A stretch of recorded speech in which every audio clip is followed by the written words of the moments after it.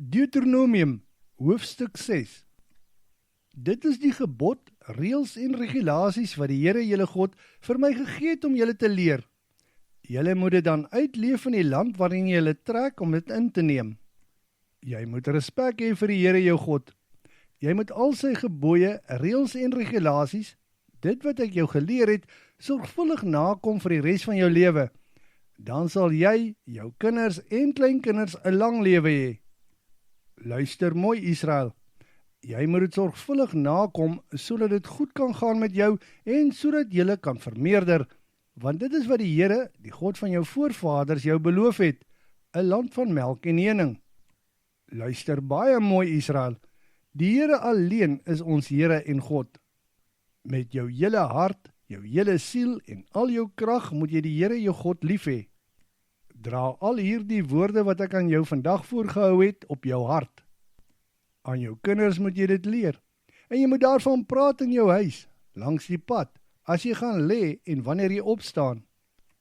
Om jou hand moet jy dit bind as 'n teken, en tussen jou oë moet jy dit dra met 'n voorhoofsband. Jy moet dit ook op jou deurkosyne en jou stadspoorte skryf. Die Here jou God gaan jou in die land bring wat hy met 'n eed aan jou voorvaders Abraham, Isak en Jakob beloof het om aan jou te gee. Daar is mooi, groot stede wat nie deur jou gebou is nie. Huise wat gevul is met allerlei goed wat jy nie versamel het nie. Putte wat jy nie self gegrawe het nie, asook wingerde en olyfbome wat jy nie self geplant het nie.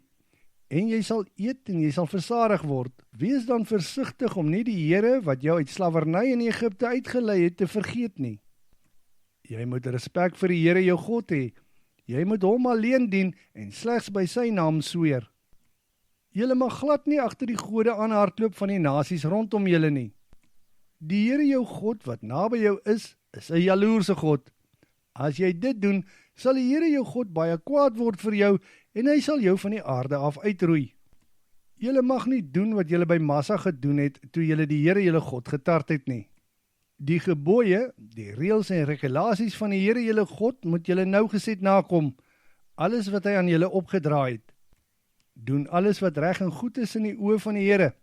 Dan sal dit goed gaan met jou en jy sal daardie goeie land wat hy met 'n eed aan jou voorouers beloof het inneem en erflik besit. En hy sal al jou vyande voor jou uitdryf, soos die Here gesê het. Later kan jou seun jou dalk vra, wat beteken al hierdie reëls, regulasies en voorskrifte wat die Here ons God aan ons gegee het? Dan moet jy hom antwoord. In Egipte was ons die Farao se slawe, maar met 'n sterk hand het hy ons uit Egipte gelei. Daar in Egipte het die Here, reg voor ons eie oë, magtige tekens en wonders gedoen aan die hele huis van Farao en aan hom.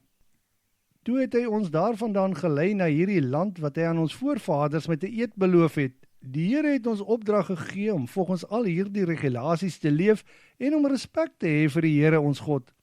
Dan sal dit altyd goed gaan met ons en ons sal lewe soos dit op die oomblik is.